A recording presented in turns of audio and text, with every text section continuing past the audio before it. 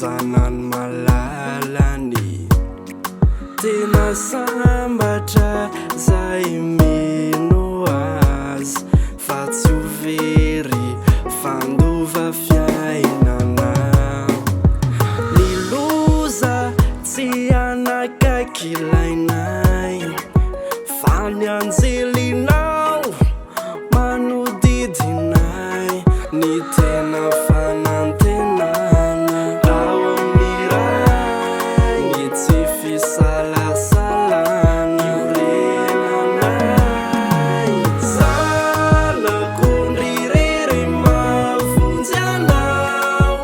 aza misalasala fa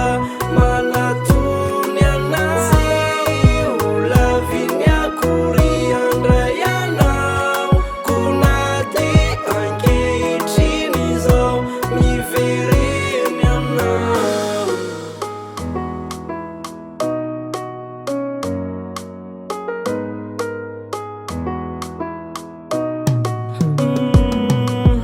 fotony zao ifoazana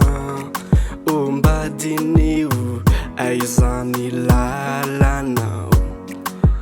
ny fonao omeo anjakany fandrao